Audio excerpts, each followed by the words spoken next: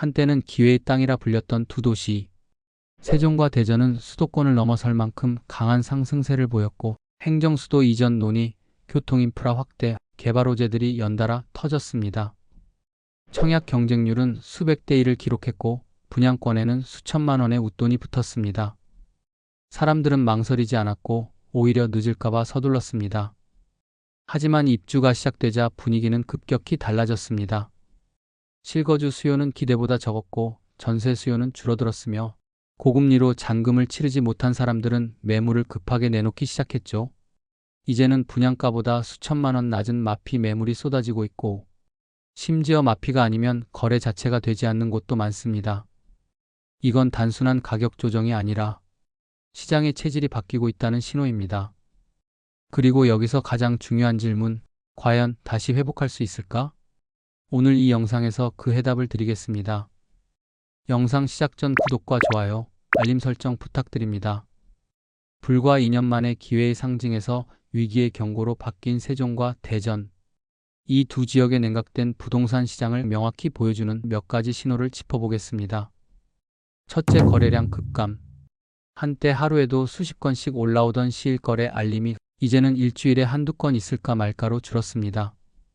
국토부의 7월 자료에 따르면 세종시 아파트 거래량은 226건, 불과 3개월 전인 4월에는 1,453건이었으니 거래가 7분의 1 수준으로 줄어든 셈입니다. 둘째, 하락거래의 비중 증가. 거래가 줄면 뭐가 문제냐고요? 문제는 그 적은 거래 중에서도 하락거래가 절반 가까이 차지하고 있다는 점입니다. 세종시는 6월 하락거래 비중이 35.4%였지만 7월에는 45.2%까지 치솟았습니다. 반대로 상승 거래는 48.9%에서 41.7%로 줄어들었죠. 거래는 줄고 그나마 이루어지는 거래도 대부분 가격 하락이라는 사실이 시장의 분위기를 단적으로 보여줍니다. 셋째, 마피 매물 등장. 한 신축 단지는 분양가보다 1,000만 원이나 낮은 급매물이 나왔고 또 다른 단지에서는 8천만 원 낮은 거래도 성사됐습니다. 심지어 마피가 아니면 전화조차 오지 않는 곳도 있습니다. 하락은 갑자기 찾아온 게 아닙니다. 2022년부터 시작된 입주 본격화, 그리고 2023년 이후 금리 상승과 전세 하락이 시장 흐름을 구조적으로 바꾸기 시작했습니다.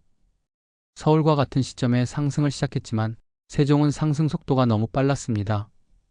그만큼 기대감이 크고 투자자들의 자금이 몰렸던 도시였죠. 하지만 기대가 꺼지고 시장 환경이 바뀌자 세종은 더 먼저 꺾이고 더 깊이 떨어졌습니다. 그렇다면 왜 이런 차이가 벌어진 걸까요? 세 가지 이유로 정리할 수 있습니다. 첫째, 사라진 정치, 행정 호재. 세종의 상승은 단순한 실수요 때문이 아니었습니다. 행정수도 이전, 대통령실 세종 이전, 국회 분원 설치, KTX 세종역 신설 등 정책과 정치적 기대가 가격을 떠받치고 있었습니다. 하지만 이 호재들은 법, 예산, 지역 반발 등의 벽에 부딪히며 계속 추진 중이라는 말만 남긴 채 현실화되지 않았습니다. 그러면서 투기꾼들과 일부 투자자들이 빠져나갔고 시장은 급격히 냉각되었습니다. 둘째, 실수요 부족과 전세 수요 붕괴. 세종은 공급 대비 상주 인구가 적은 도시입니다. 공공기관과 정부 청사 중심의 구조다 보니 전입 수요는 한정적이고 실거주는 분산적입니다. 전세 수요가 빠지면서 공실이 늘고 전세가율은 급락했습니다. 현재 세종의 전세가율은 약 45%이지만 대전은 약 68% 수준으로 훨씬 높습니다. 같은 시기 대전은 전세 시장의 방어력이 어느 정도 유지됐던 반면 세종은 전세 수요 부족이 매매 하락으로 직결된 구조가 된 겁니다. 이와 함께 투기꾼과 일부 투자자들의 이탈이 시장에 큰 영향을 미쳤습니다. 셋째, 고금리로 인한 자금 경색. 고금리 기조와 대출 규제로 인해 갭 투자나 전세를 끼고 들어오는 수요는 사실상 끊겼습니다. 세종처럼 갭이 크고 전세가율이 낮은 지역일수록 타격은 더 크게 다가왔죠. 특히 분양권에 당첨됐던 수요자들이 입주를 앞두고 잔금을 마련하지 못하면서 손해를 감수하고서라도 마피로 내놓는 사례가 빠르게 늘어났습니다.